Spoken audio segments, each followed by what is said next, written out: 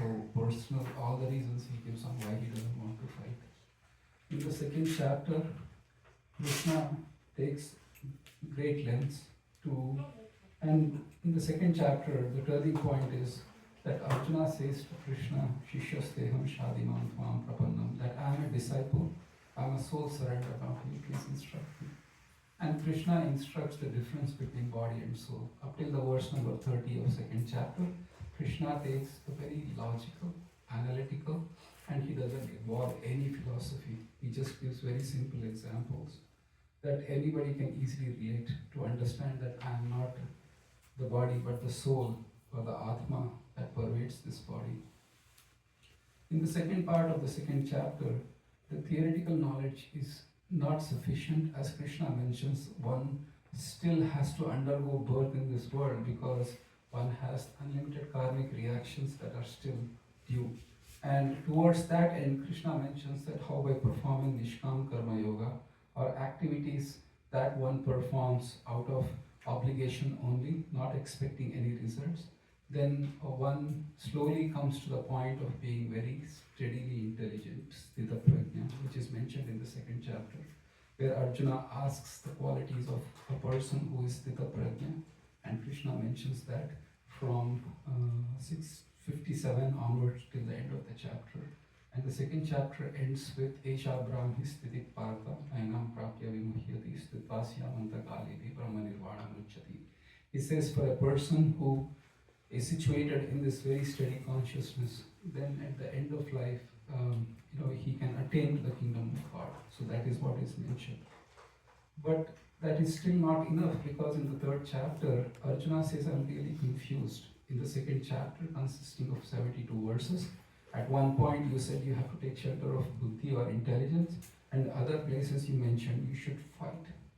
And so I'm really confused by your equivocal instructions. Please tell me which is good. And Krishna mentions that one cannot give up work all of a sudden.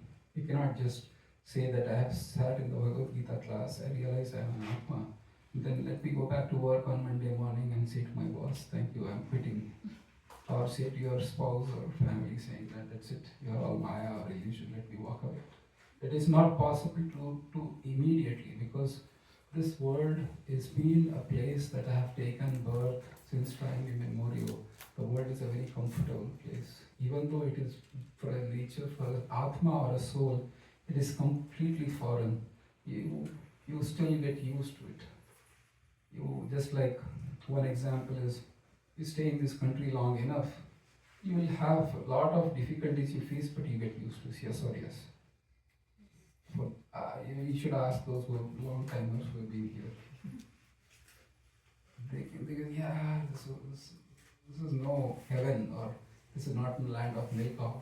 This is not the land of milk and honey as we were told in India. This is a seriously place that you have worked really hard. It's okay, I'm comfortable. You want to go back to India?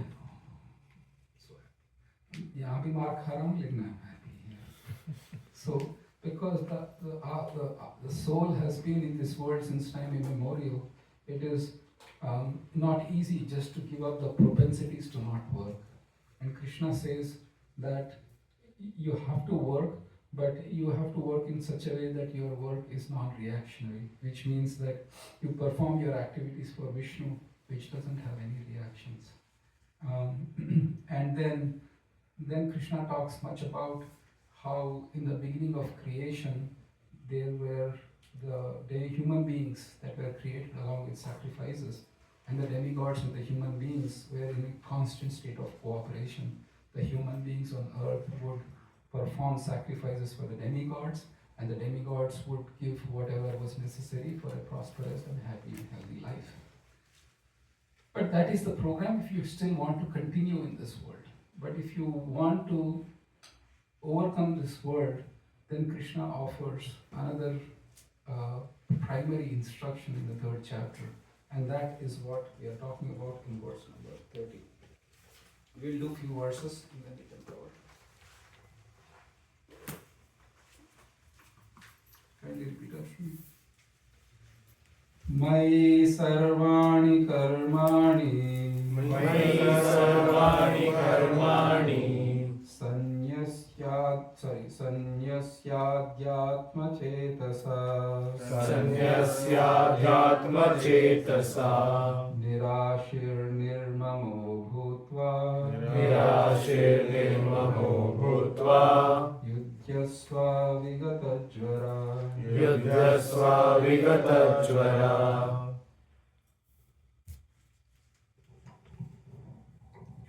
Therefore, O Arjuna, surrendering all your works unto me, with full knowledge of me, without desires for profit, with no claims to proprietorship, and free from lethargy, fight. So you can read the purport. This purport is really nice.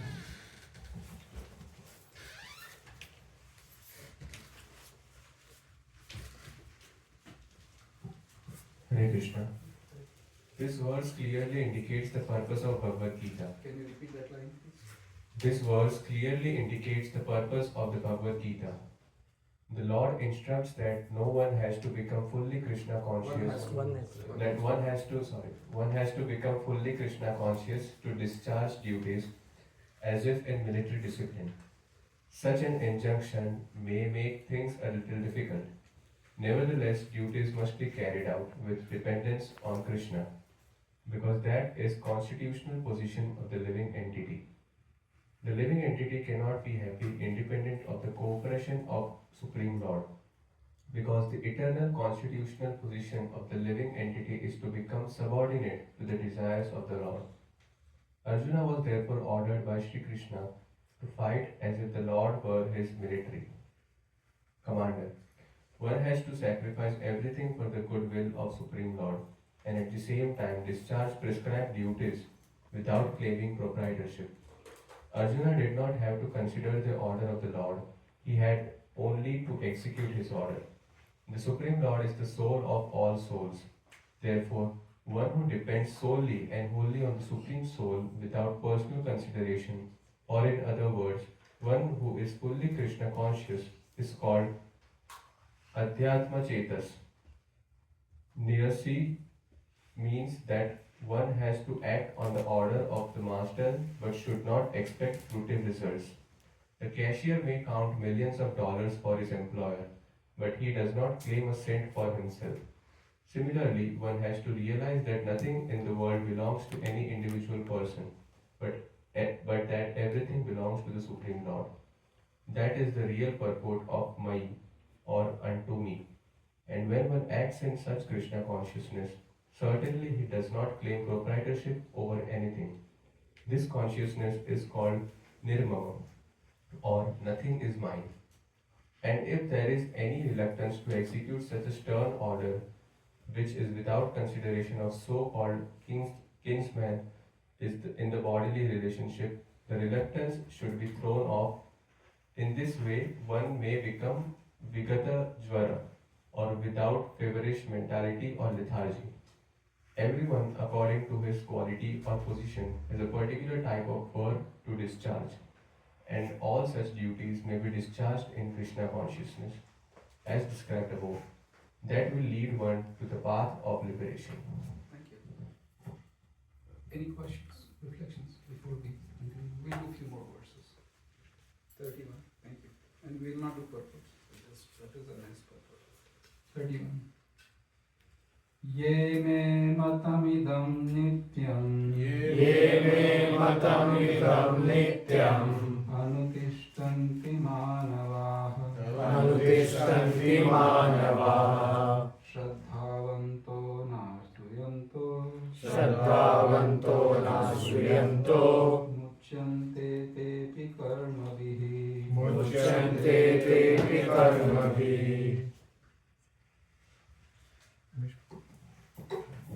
Hare Krishna. Those persons who execute their duties according to my injunctions and who follow this teaching faithfully without envy become free from the bondage of fruitive actions. Thank you. So here Krishna mentions that one who follows without envy, because one of the things in this world is envy. Who is he to tell me? I just do all my own. I mean, it's become really prominent these days, to the point that we have people being pulled over by the cop acting as if they own the world. Like, who are you to tell me? Who are you to pull me over? Kind of situation. It's unfortunate, but the very fact of the matter is that no matter where you are, you have somebody above you. It's a fact, correct? Yes or yes? Yes. You go to work or corporate world, you have a boss. And you think boss is independent? No, he has a boss's boss. You go all the way to CEO, CEO is independent? No, he reports to board or she reports to board. And then the board is independent? No, they report to shareholders. So in this way, you can see that there is no person who is independent of being controlled. And then the question comes is, why is it to Krishna's instructions? Because Krishna is the supreme controller. There is nobody beyond Krishna. You may listen to your boss, but then boss has boss's boss and so on and so forth. But the ultimate boss is Krishna. There is no boss beyond Krishna. So when he says something, it stays. Your manager will come and say, oh, you need to do this.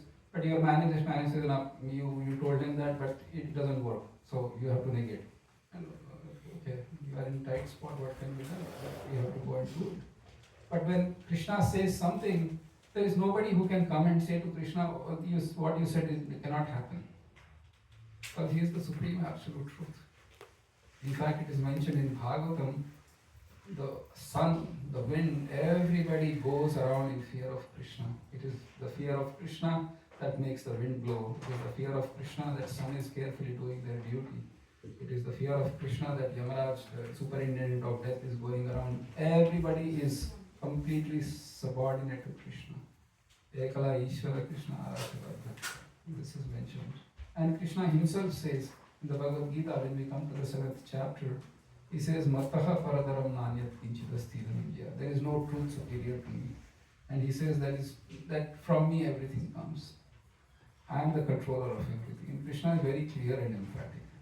So when we follow the instructions of Krishna, and he says that if you follow my instructions, then you will be free from the reactions of world. But I don't care.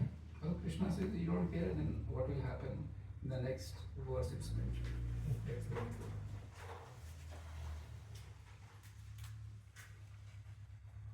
Ready?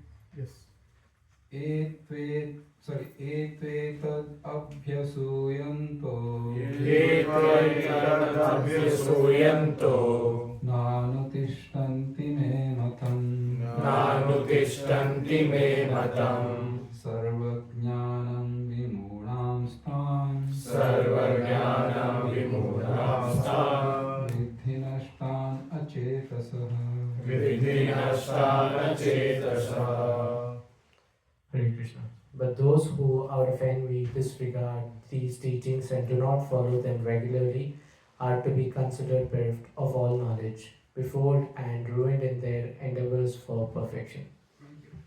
And it is not that Krishna is fighting or Krishna is exerting, because in one sense he is exerting, but he is giving a free choice. One of the places I went, and they were from secular background, Caucasian background, where we had preaching program, and we went there.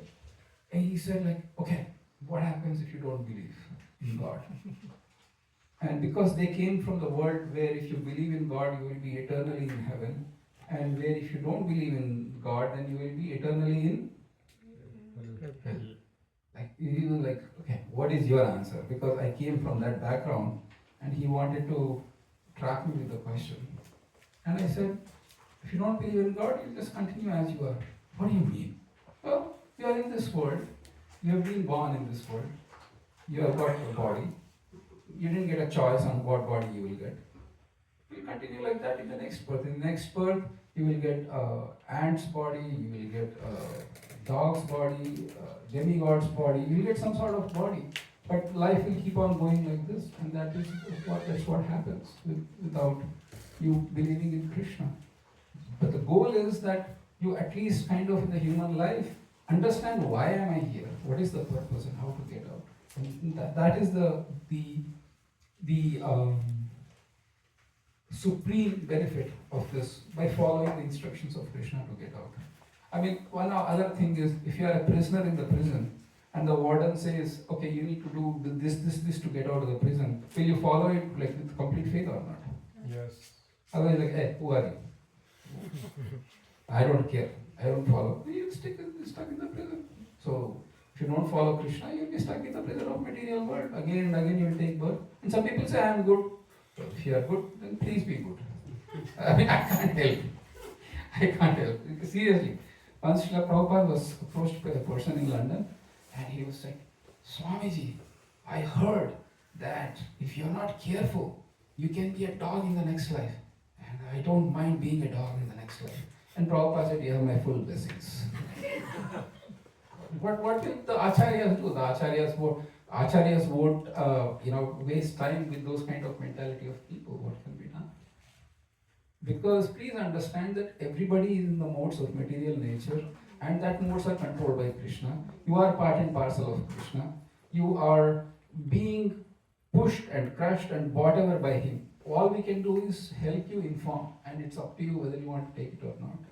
Nobody is here to quote unquote convert from one thing to another. It is just to awaken our own innate spiritual knowledge, our sense of spirit that is common to everybody, from ants to dogs to Christians to Muslims to Hindus. Doesn't matter who you are, blacks to whites to browns to yellows, whatever you care, it doesn't matter. It's the same Atma that pervades the whole body, and these bodies are continuously being created and destroyed. But your whole thing is, then how can I stop this kind of repetition of birth and death? How can I achieve the human potential that I have been given, so that I can seek higher questions and higher answers and higher destinations? Make sense? Yep. Otherwise, you can be the richest person on the world, and you will be still writing in the Twitter, those who say that money can't buy happiness, know what they were talking about. Going Prabhu, he wrote that. It's there.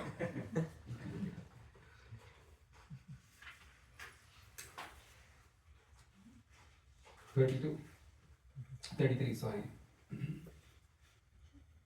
Sadrisham cheshtate swasya Sadrisham cheshtate swasya prakriter jnanavanapi prakrite jnanavanapi prakritim yanti bhutani prakritim yanti bhutani nigraha kim karishyati nigraha kim karishyati.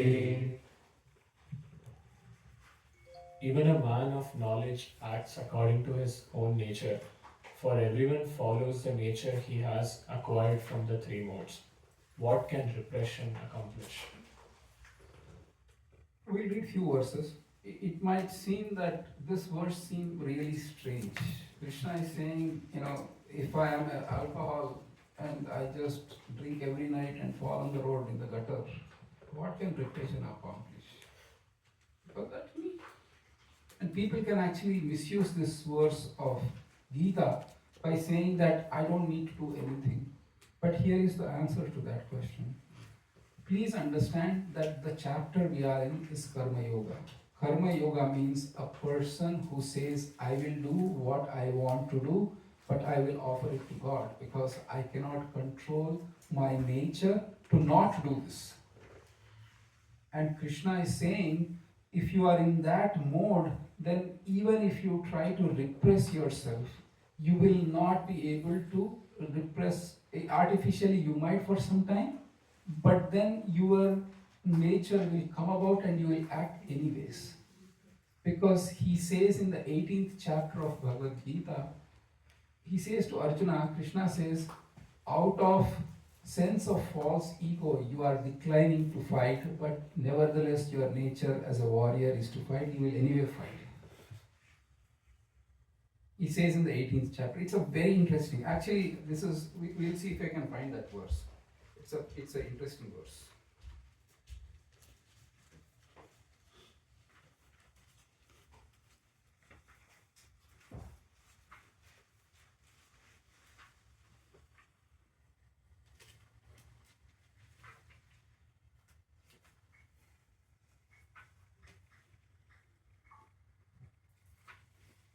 So let's see if I can find it. If I can find it in the next 1 minute, I will.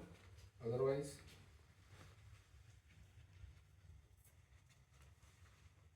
yeah. So we'll do 18th chapter. It's the same verse that Krishna mentions. 18th chapter, 57.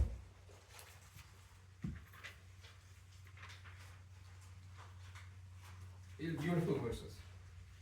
Kindly repeat after me. You have any problem? Yes. All right. Yeah. चेतसा सर्वकर्माणि चेतसा सर्वकर्माणि मयि सन्न्यस्य मत्परः मयि सन्न्यस्य मत्परः बुद्धियोगमुपाश्रित्य बुद्धियोगमुपाश्रित्य मच्चित्तः सततं भव मच्चित्तः सततं भव. In all activities, just depend upon me and work always under my protection. In such devotional service, be fully conscious of me. Thank you. 58.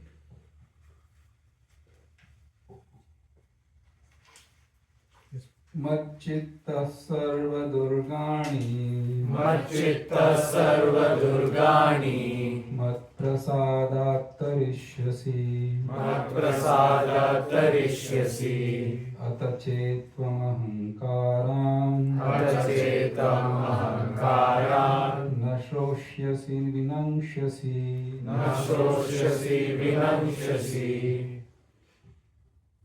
If you become conscious of me, you will pass over all the obstacles of conditioned life by my grace.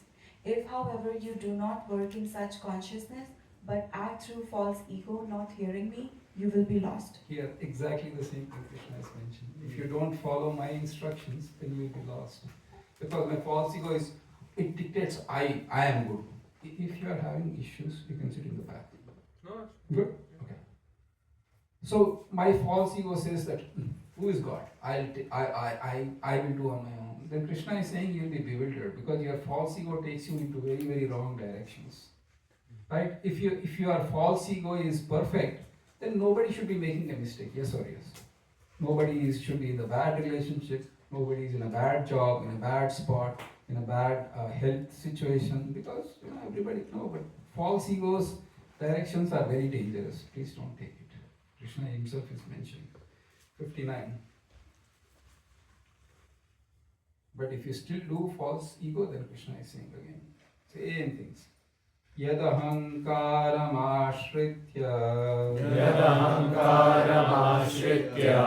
nayotya iti manyase नयोस्य मन्यसे mityaisha vyavasayaste मिथ्यैषा व्यवसायस्ते prakritistvam niyokshati.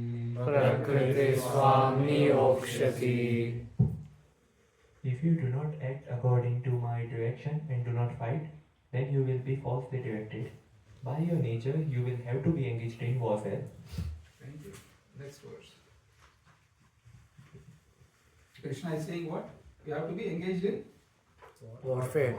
And he will seal the argument in the next verse.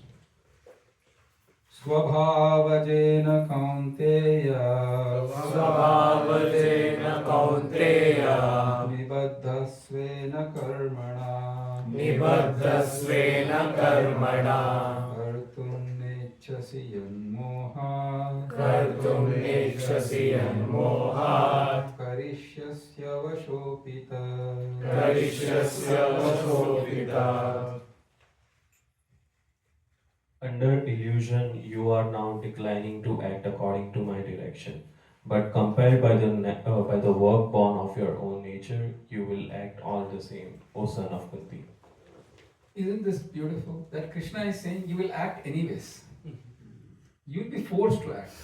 Now your choice is whether you want to act according to my directions or according to your false ego. You decide. And that volition, that conscious choice is available to every living entity in this world. But for human beings, only that choice is available. For animals, that choice is not available. Because the animals have no idea of the modes of material nature and spirituality, they just act according to how they have been programmed. You don't have a choice. I cannot say to the mountain lion, come to the Bhagavad Gita class and we'll have nice prasadam for you. Hare Krishna, welcome. I can't say that. The mountain lion will have to eat raw meat. That's it. That's about it.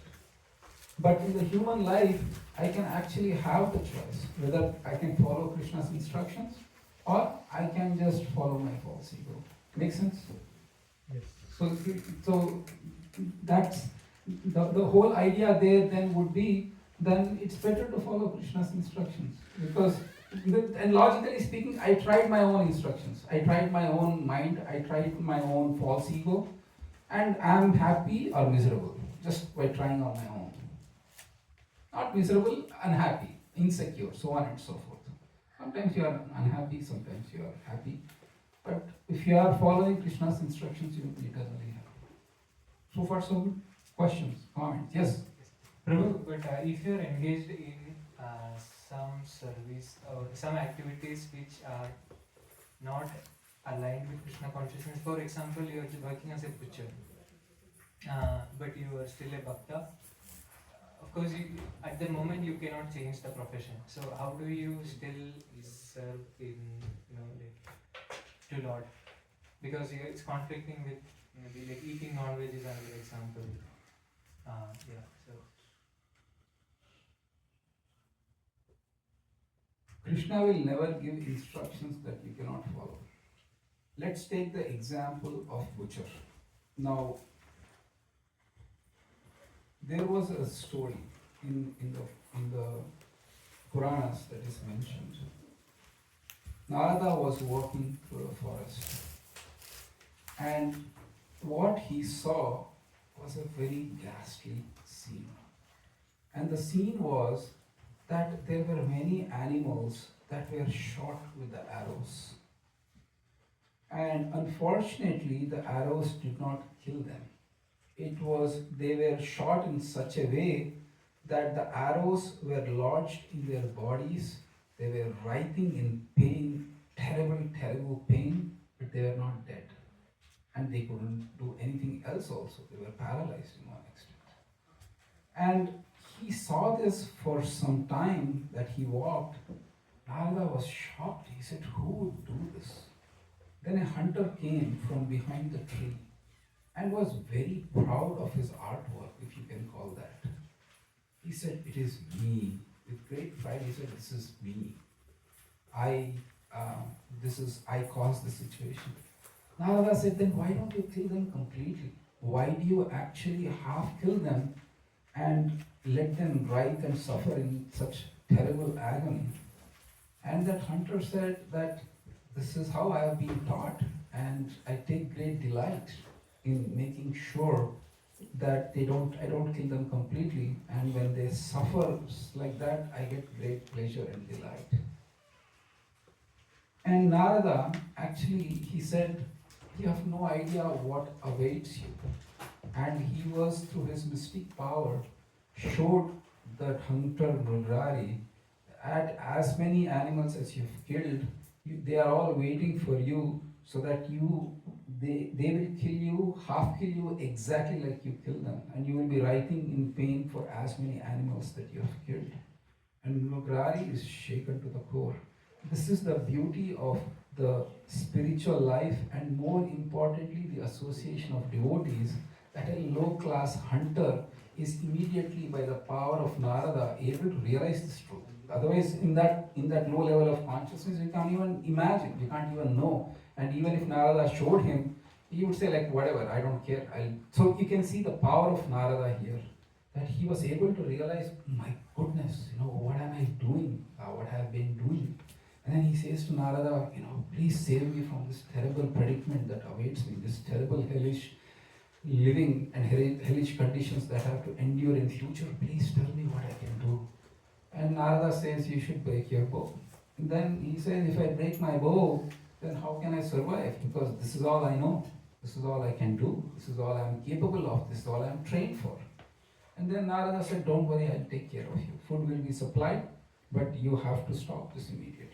And the hunter was followed the instructions of Narada, and he started living in a very pious life, and he gave up completely this killing.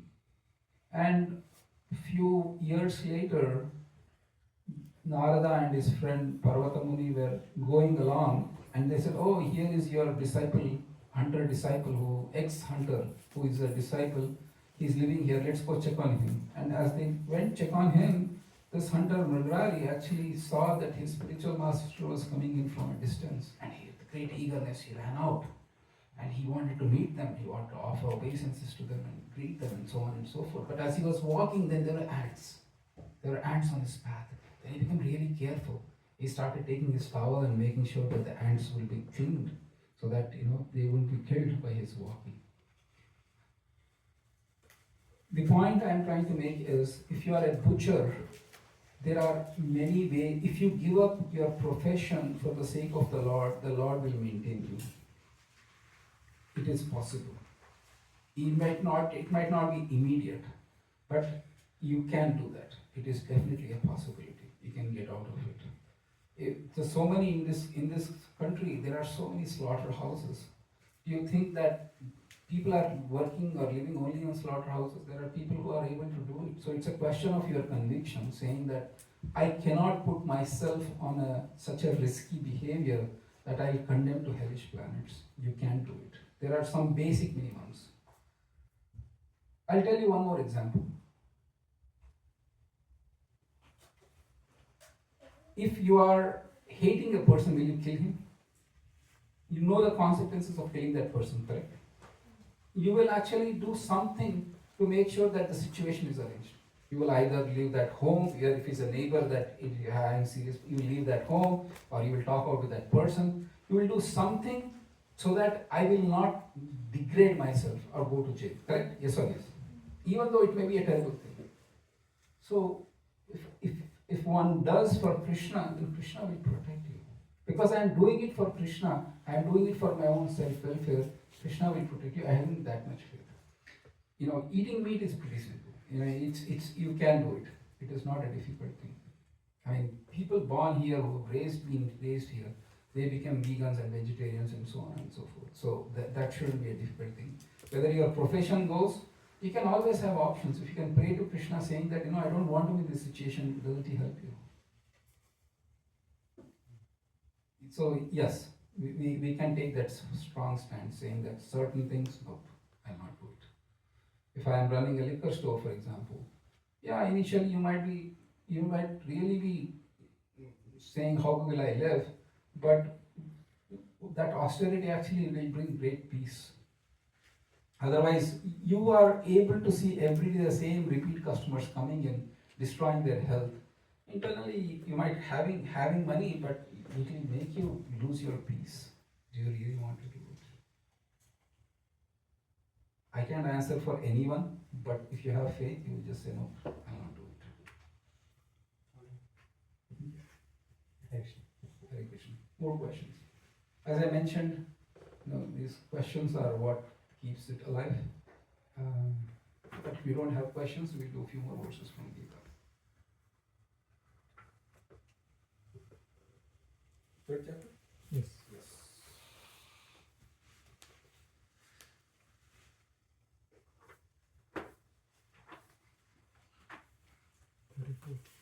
Thank you.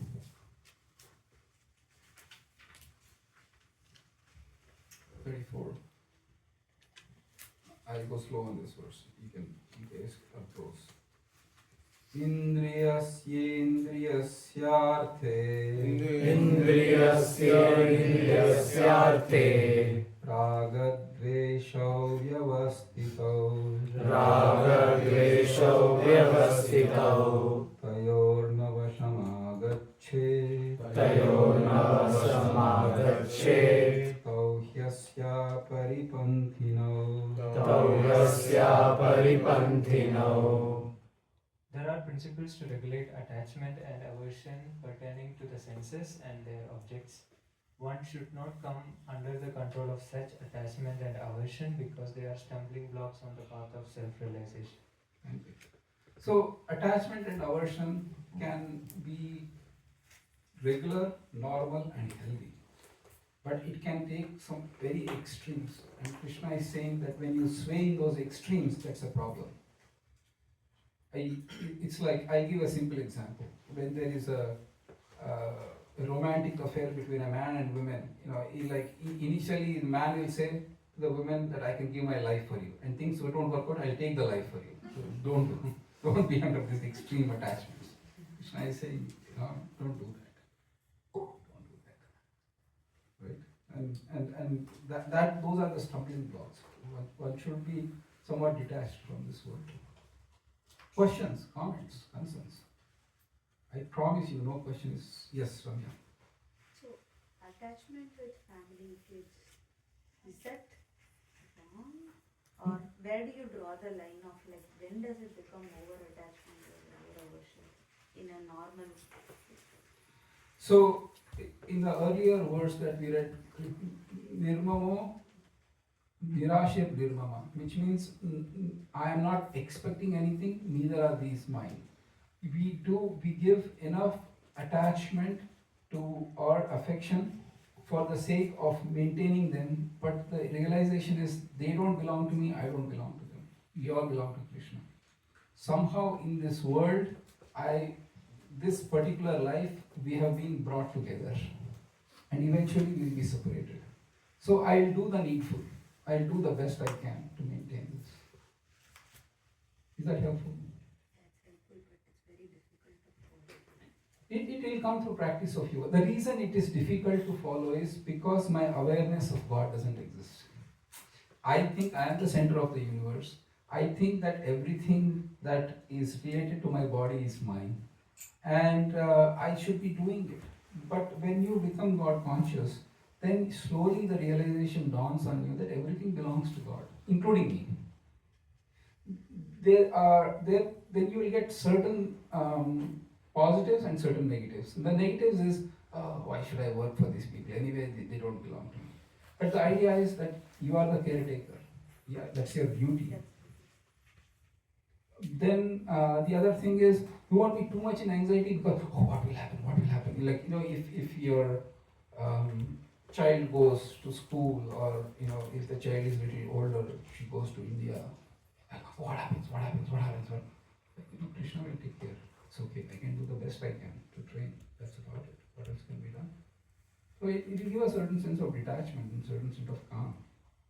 Otherwise, you will be really, you get the idea. Yeah. Experienced it, so. No, seriously, the thing is, and then you realize at that point of time, instead of me worrying and then calling them 20 times a day, have you eaten, have you eaten, have you eaten, you will just say, Krishna, please take care of him and feed him. I can't do much. Be nice. More questions. Thank you, Ramya. Umesh ji, Hare Krishna. Very well. So, as we Prabhu, got to know that every time we are driven by three modes of the nature, right? Correct. And sometimes we know that is in day-to-day life something is wrong we are doing, but it is due to that false ego, it is hard to maintain. We know it is coming, there is a hint coming from the inside. You are saying something to him, it really happens normally in your office or home or your friend circle. Someone told you at such a point, it will trigger you. You know you are going to say something wrong. It is hard to control that.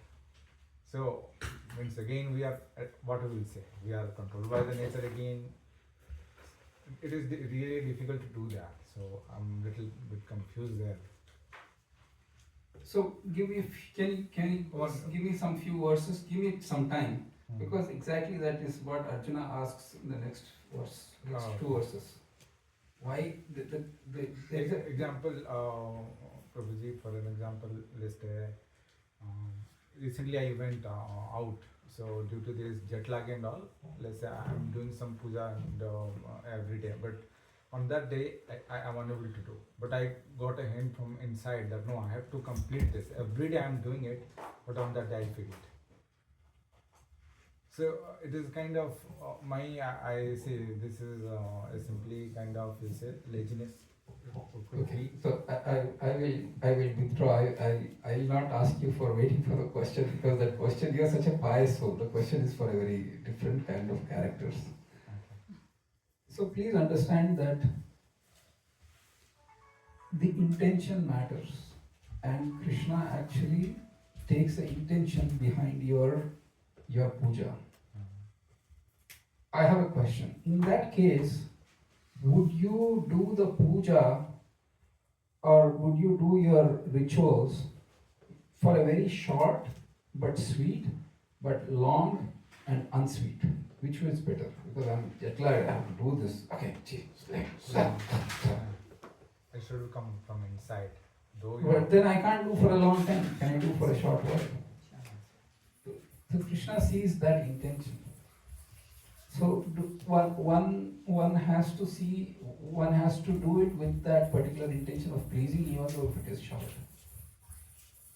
The only thing that one has to do sincerely is that when we chant our rounds, we should do it with seriously, attentively, because that in the holy name acts powerfully in this age of Kali Yuga. We give all the attention. Not that one shouldn't do puja, not that one shouldn't do rituals and so on and so forth. But those rituals don't bring about the change of the heart like the chanting of the names does. So do the best you can with the puja, and if you are unable to do it, that's fine as well. So. Yeah, this was a simple one. Another one, sometimes some people literally says you something bad and it trigger you lot of things. And at that time it is being controlled, it's difficult to do.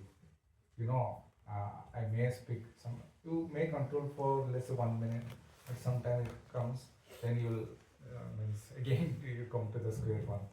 It again started. Right? It happens a lot of time, I can feel it. Pray to Krishna. Seriously, because Krishna is saying your nature, who can repress your nature? But through process of Bhakti Yoga, we can slowly cleanse. It is not an overnight process. Because my nature is there, it is strong. Through the process of yoga, slow by slow, every day when I chant my mala or the holy names of Krishna, there is one drop on the rock. Then eventually the rock will wear down. But because I have been in this world since time immemorial, my desires, my personality is like a rock. In fact, it's not like a rock, it's a huge mountain that I can't even move it or shake it. And I'm being controlled by it every day. Even though I don't want to, I'm still controlled by it. But this is where the struggle, this is where the awakening of Atma comes about. People go through their whole life without even worrying or fighting about it, without even pushing back on their lower natures. They just keep on giving in to their lower natures. But Bhakti Yoga says, no, you are Atma, you are so pure, you can rise above that. Try. And Krishna's call is that in Gita.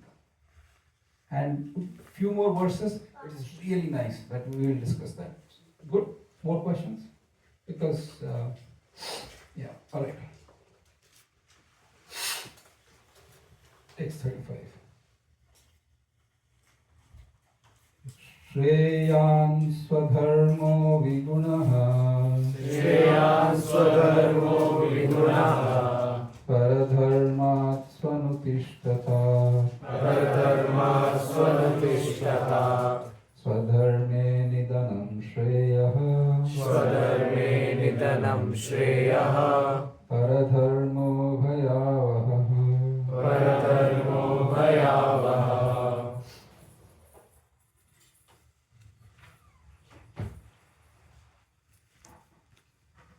You want somebody can open the door and the windows. It's a bit hot, right? Yeah, you can open the door there if you want. Thank you. Okay. It's far better to discharge one's prescribed duties even though faultily, the other duties perfectly. Destruction in the course of performing one's own duties is better than engaging in other duties.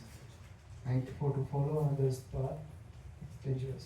Is dangerous. Thank you. Yes, because if you are a Vaishya, then you cannot be a Kshatriya. Oh no, you cannot be a Brahmana. A Brahmana says, Vaishya says, I have made a lot of losses in the business. Look at this fellow Brahmana. He has all the following going on, Twitter, Facebook likes are going on, he just comes, teaches something. There is no investment in that, you just, teach, and then people will give you so much money and so on and so forth. And let me become cheap. Let me kind of give up all this Vaishya and all the troubles that go, risks, losses, gains. Let me become a Brahmana. And then the person will come and they will say, Swamiji, and this Vaishya turned Brahmana says, yes, what do you want? Well, I want to do some Shanti Yajña and Shanti Puja and I want to do this. And then, so can I do this one? And this fellow says, yes, you can do that. A very excellent choice. What about this? No, you can do that also. It's a very excellent choice. Because the salesman nature won't go out. The actual thing, the truth is far lost. The Brahmana is truthful. You cannot say, you are talking nonsense. You can't do this yajna. If you do this yajna, then you will not get the benefits you are looking for. You need to do this yajna according to Shastra. But if you are a Vaishya, you can do that. What about this? This yajna is also good. Give me a little bit more, but I will do this yajna is also good. And if you give me more, then I will actually take away everything. So you can see how lies come naturally to a Vaishya, but for a Brahmana it is impossible to lie. If you are truthful, then that's one of the Brahminical qualities. Therefore Krishna is saying, don't do it. You will be sending yourself and that person to hell by kind of, doing this kind of thing. So far so, that's why Krishna is saying it. Alright, coming back to the burning question that we all had, especially raised by Umesh. So, 36. Arjuna uvacha atakena prayuktoyam papam charati purushaha anichannapi varshneya baladiva niyojitaha.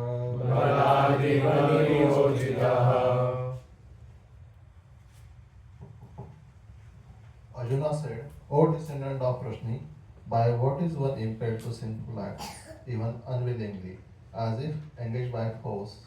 Nice. Is that the question?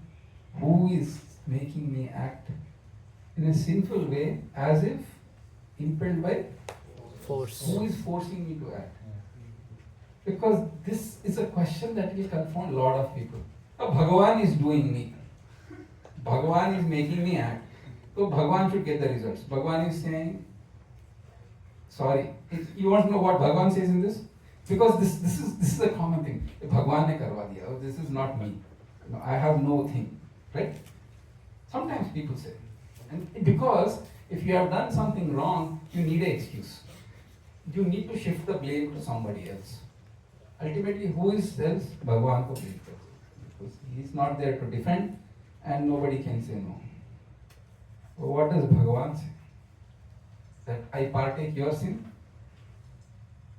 Let's see 15th chapter, 15th verse. Let's see if Bhagavan says, I'll accept your sin.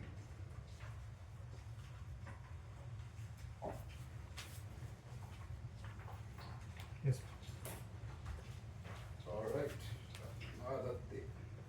Okay, kindly repeat after me. Nadatte kasyachit papam nachaiva sukritam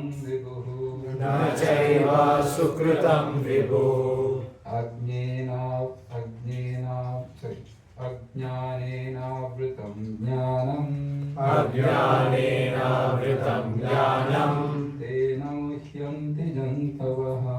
tena muhyanti jantavaha.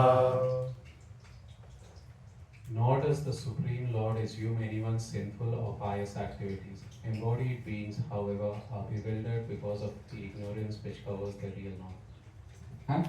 Krishna is saying, sorry. I'm not going to accept. You say that Bhagavan ne karwa diya mujhse. Bhagavan is saying, I'm not going to accept your sin. Nor am I accepting your pious. Then Bhagavan, when the pious comes, no, Bhagavan shouldn't accept it. वो भगवान ने नहीं किया. पाप किया भगवान ने करवाया. But Bhagavan is saying, I'm neither accepting your pap nor your punya. And he says, it is the living entity which is bewildered, or that he is covered by ignorance, and under that ignorance he is doing. So far so good, then we need to know the answer, right? Who is responsible then? If God is saying, I am not responsible, if the jiva is stuck in the position, God made me do this, then who is the culprit? You want to know? Yes. You had a question? Yes. So, for pap, it is fine. But for punya also, if someone tells that Bhagwan ne karwaya, then also why doesn't God accept it? Because God said, I'm not going to take it, it is yours.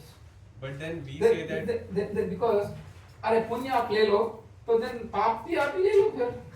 No, but we say that whatever you are trying to do, you devote it to Krishna, like you do it in his service. Correct. So if we are doing something good and we say that it was all his mercy that it happened, there is nothing that I did. So is that wrong, or is that something different? So in advanced stage, everything happens by will of Krishna, and Krishna doesn't make you push towards sin, because you are surrendered to Krishna. Sarva dharman parityajya mamekam sharanam vraja. Aham tvam sarva papebhyo. He says, if you are fully surrendered unto me, then I will protect you from sinful reactions. But till that point, Krishna is saying, it's on you, bird. You get both. I mean, so how many Lakshmi Pujas has Elon Musk done? He had his pious credit. Krishna is saying, I am not going to interfere. In this life, you are supposed to be the world's first millionaire, you will be the world's first millionaire. And for somebody who is suffering, Krishna is saying, so think about this, right? Forget Krishna. If you go to a judge, if he finds somebody guilty, he gives them hang till death, correct?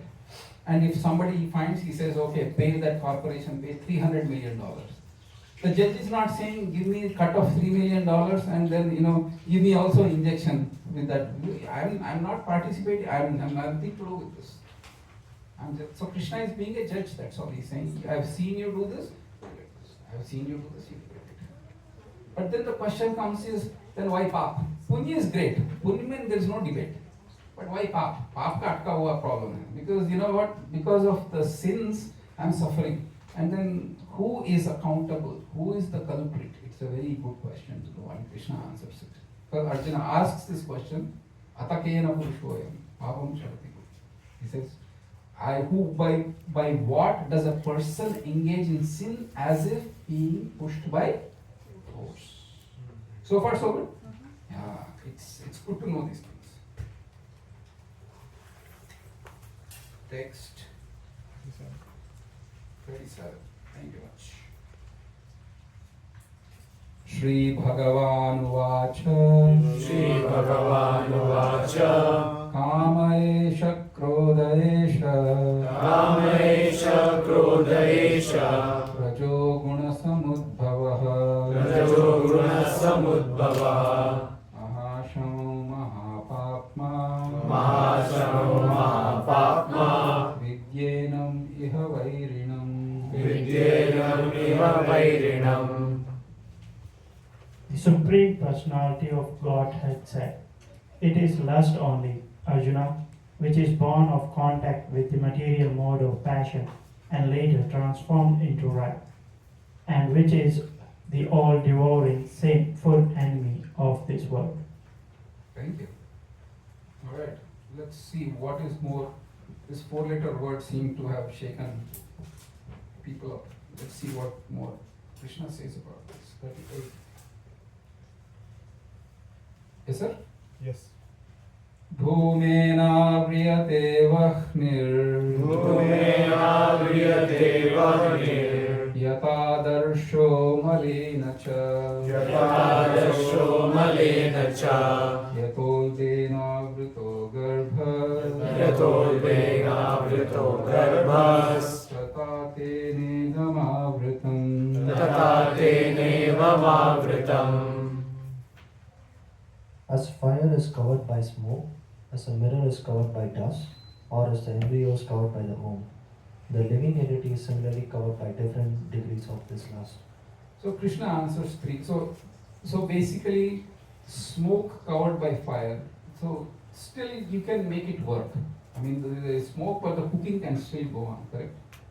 But if the mirror is full of dust, the second example, you can't see anything. You have to really extend yourself to clean the mirror. But the third example is worst. He says that as the embryo is covered by the womb, then it's impossible. You can't do anything. You're so helpless that you are just completely in that situation. And for the living entities who are in that, Krishna has given them the body of trees. These trees means you are really stuck at one place. You are helplessly stuck. And Krishna is saying that every jiva has this covering of lust, because of which you are pushed into wrong direction. That tremendous urge to enjoy, and people make wrong choices. It could be a choice in their marriage, or it could be a choice with their health. It could be a choice for so many things. Or somebody, this person was so nice. He was caught embezzling, stealing money from the employer for millions of dollars. See how, so Krishna is saying, don't give in to this particular tendency that is pushing you from within. Recognize that particular enemy. That is your enemy.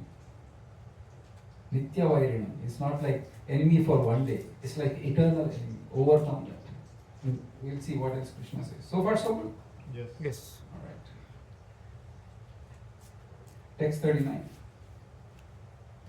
Avritam jnanametena Avritam jnanametena jnanino nityavairina Jnanino nityavairina kamarupena kaunteya Kamarupena kaunteya dushpurena nalena cha Dushpurena nalena cha. Thus the wise living entity is pure one.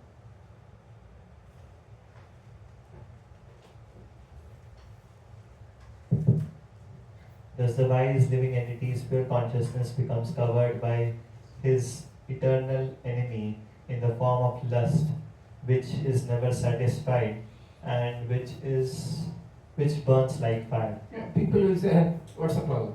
I'll satisfy. As long as I have money, I'll satisfy." The problem is Krishna is saying you'll never be satisfied. It is never going to be satisfied. It's like a fire that is burning and you are pouring petrol or gasoline. You cannot douse it. You cannot douse it. This is a tough problem. This is a difficult problem. And it's a problem that it doesn't get solved overnight, because I've been used to this world since time immemorial. And sometimes people who have faith in the scriptures, they will say, I won't do it. But some people, I have to experience. In fact, Narada mentions in the Bhagavatam that if you have such an urge, then you have to burn your fingers before you actually realize it. Try not to, because this life, when we are in the path of Bhakti Yoga, there will be ups and downs, there will be periodic falls downs, there will be slippages. But idea here is Krishna is saying, don't lose faith. Don't lose faith in the objective of bhakti. Please never ever think that, it's impossible, I cannot do it, this is not for me. Krishna is, if this is not for you, why would Krishna say this? I wanted to add one point.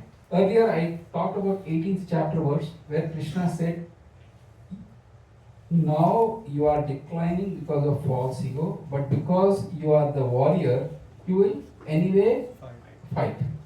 Right? Doesn't Krishna know that? Krishna knows it, right? Arjuna said in the first chapter, what did he say? He said, I will not fight. Krishna knew this person is going to fight. And 18th chapter he does. Anyway you will fight. So he had to wait for 2 hours. So Arjuna for cool down. Yes or yes? All he had to, okay Arjuna, just we'll relax. Okay, sit in the chariot, take a hike. We'll come back later. And then, right? Because Krishna himself said, he will fight anyways. And he would have fought. What was the point in speaking Gita then? If Krishna had to solve Arjuna's problem, he should have said, time out. 2 hours ke baad, aao, we will fight. Correct? Krishna can go his way, Arjuna can go his way, 2 hours later they meet, start fighting. What was the point in speaking Gita then? Because Krishna targeted Arjuna, but the message of Gita was for entire humanity.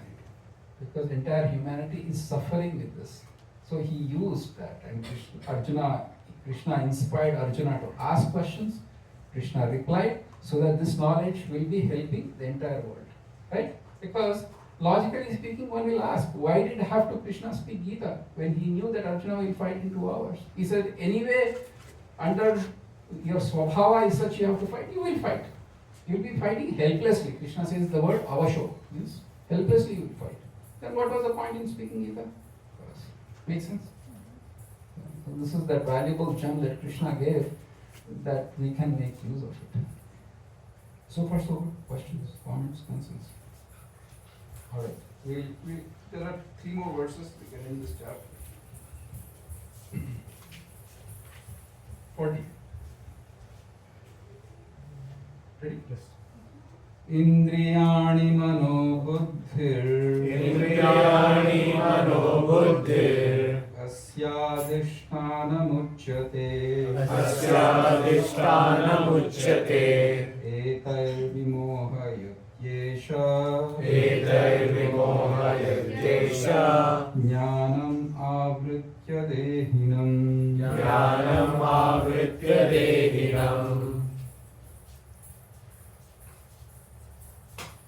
The senses, the mind, and the intelligence are sitting places of this lust.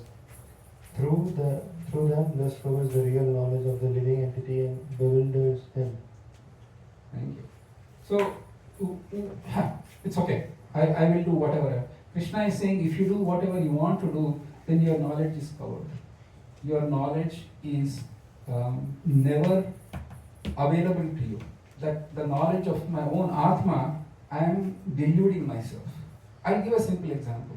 If a person goes to the doctor and the doctor says, you have a serious problem of liver and you cannot drink, and the person ignores it, who is he hurting? Himself. The same thing is, Krishna is saying, I have nothing to do in this world. He says in the 3rd chapter, I have no gain, nothing to obtain in this world. And yet I am coming here and telling all these things to you, which means I am telling it for your own benefit. And if you ignore me, then you are hurting yourself. So then the next question comes is, how can I curb this particular lust or enemy? So far so good? Yes. Alright, text 41. Tasmat tvam indriyanyato niyamya bharatarshava apmanam prajayenam jnana vijnana nashanam.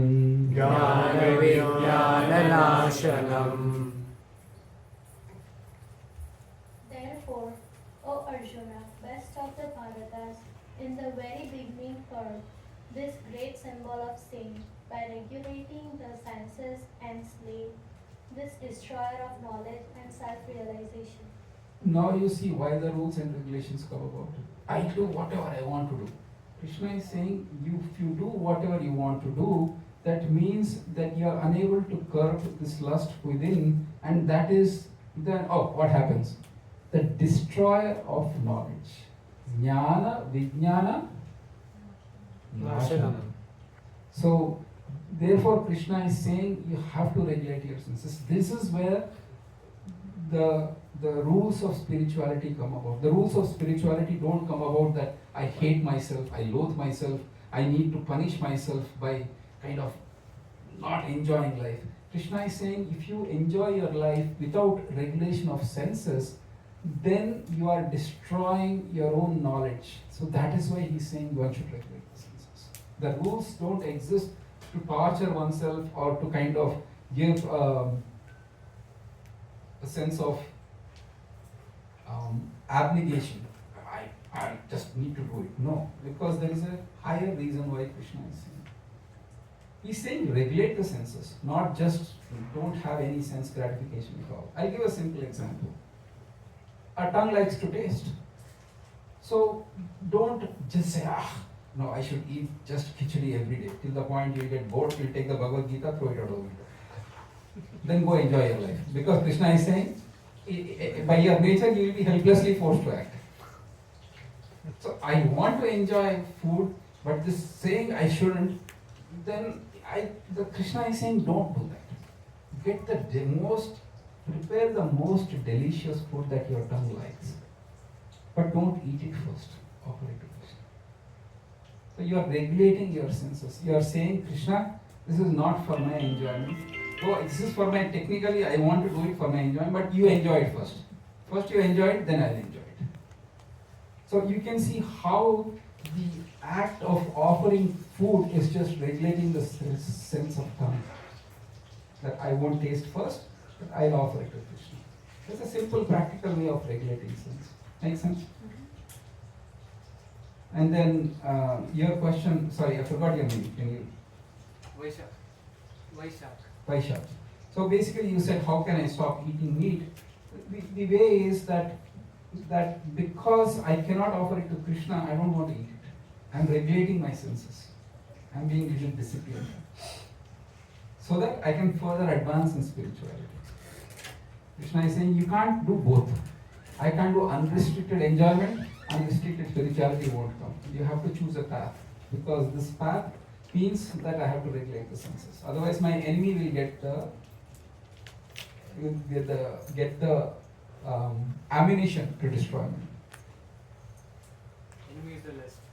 Correct. If you have a terrible animal at home, and then if you give some wrong substance to that animal or feed that animal, I'll keep the animal blank. Because if I pick a particular animal, the animal lovers will hate me or they'll get offended. I'll just use the blank animal. It can be anything. If I feed that animal and the wrong thing and it will bite me, will I feed that thing to the animal? Because then it will become my enemy. And my mind is that animal that is sitting with me. And if I don't control the mind will control me and eat me, which has been eating since time immemorial. So that's why it is needed to regulate senses. Krishna is not saying you completely abnegate, you sleep only 3 hours, you sleep outside in the park, and then get up in the morning, find a very water source, freezing water, sit in the water and... No. That is not the purpose. The purpose is to regulate the senses so that you can live comfortably, but at the same time, one has to maintain one's spiritual and devotional attitude toward Krishna. Is that helpful? That is why Krishna is saying that is why in the spiritual life, we are regulating the senses. We are having some rules, some regulations. Not because we hate ourselves and we don't like pleasure.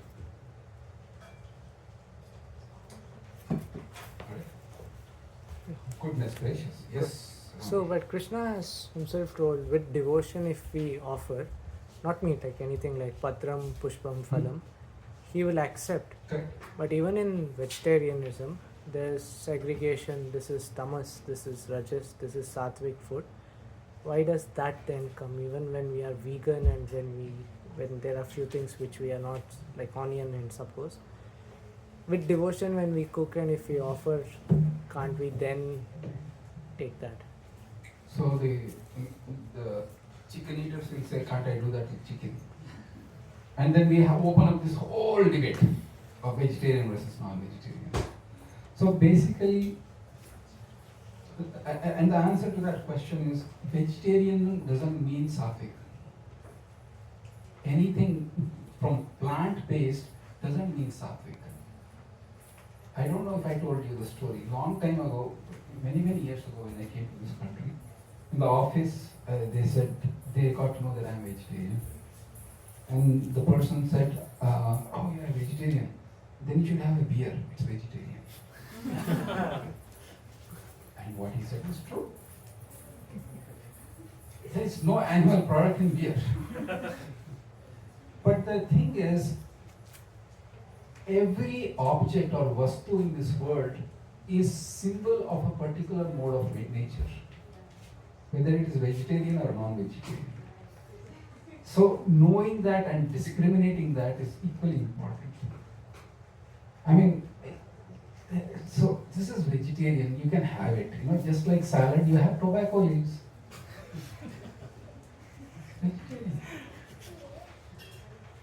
The God, all over the world, statutory warnings are there. Yes or yes? Like with ghastly pictures. So that is the whole point. One should discriminate not vegetarian or non-vegetarian. What is in the mode of goodness, what is in the mode of tamas, and what is in the mode of ignorance. Because Krishna is saying this lust is born from rajoguna. And if you give, if you eat that food, then you'll be in that particular thing. So having that discrimination is important. And when we study 17th chapter, Krishna talks of foods. Food in the mode of passion, food in the mode of ignorance, food in the mode of goodness.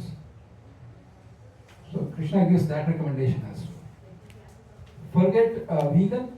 If you day in, day out eat food with like heavy spices and chili, till the point you eat, your tears are coming out, the nose is running. Like people do that. I've seen people eat and wipe and they are sweating. The water is coming out from forehead, from eyes, from nose, and still eating because they are finding a relish in that eating. Because in the mode of passion, you like that kind of. But that doesn't necessarily mean you will get God consciousness just by eating vegetarian. So there is that discrimination aspect. Oops. All right.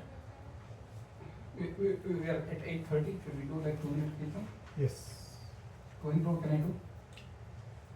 You are the world famous kirtan. So because here is the problem. You are constantly pulling my legs. No. Here is the problem. If you start the kirtan, we will not stop. It is so melodious. If I do kirtan in 2 minutes, 3 minutes, it will have more potential.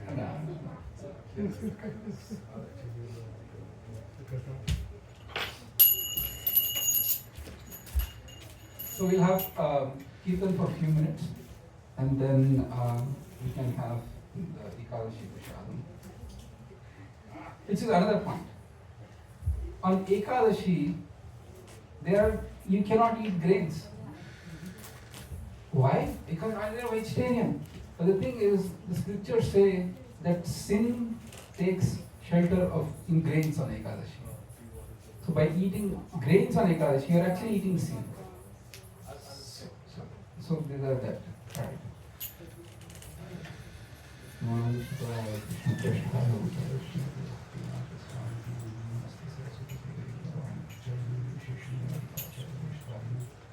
Sri Krishna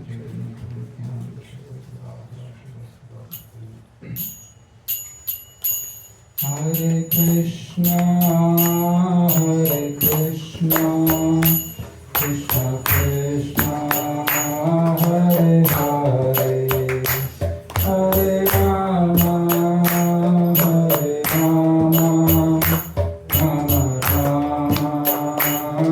Hare Hare. Hare Krishna, Hare Krishna, Krishna Krishna, Hare Hare, Hare Rama, Hare Rama, Rama Rama, Hare Hare. Hare Krishna, Hare Krishna, Krishna Krishna, Hare Hare, Hare Rama, Hare Rama, Rama Rama, Hare Hare. Hare Krishna, Hare Krishna, Krishna Krishna, Hare Hare,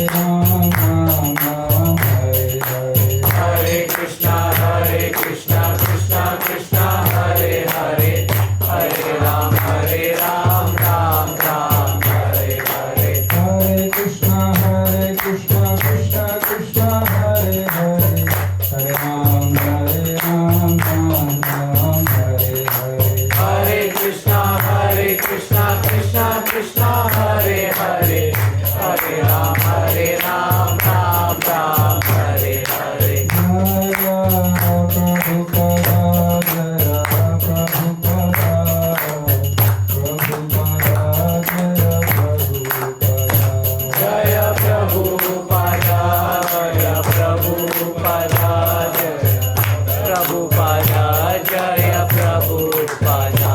Jaya Gurudeva, Jaya Gurudeva, Gurudeva, Jaya Gurudeva.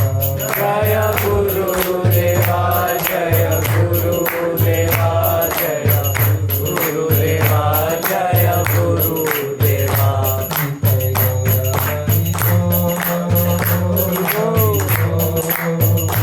Hari Bol, Nitai Gaura Hari Bol. Nitai Gaura Hari Bol, Hari Bol, Hari Bol, Nitai Gaura Hari Bol. नाम संकीर्तन की Jai.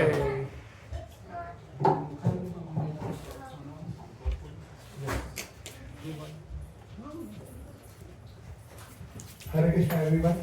Thank you so much Srivasa Pandit Prabhu for such a wonderful class. I think we are all in our age of the seat to listen and as I always says that like every journey start with the first step and we may not be like completely understood everything, but this is the journey that we're all taking and it may take time to digest everything that we learn, but good thing is that we started. So I hope all of you felt some more empowered that we all have that we all have some volition. It's not that we can just get to the things that comes along our way, and that's what happens with the association of saintly people. They represent the truth in a very transparent way, and when we listen from them, because they are practicing the same knowledge, it comes to us. Sometimes you may wonder what is the use of coming here. I can take the YouTube and just watch the same thing, but you will not get the same effect in you. I can 100% guarantee when you listen from some people, those who have realized in their life, they have practiced in their life, and when you listen from them, it has more deeper impact goes to your heart. So we are very grateful to Prabhu for being that in Velam for all of us, and let's give a big round of applause to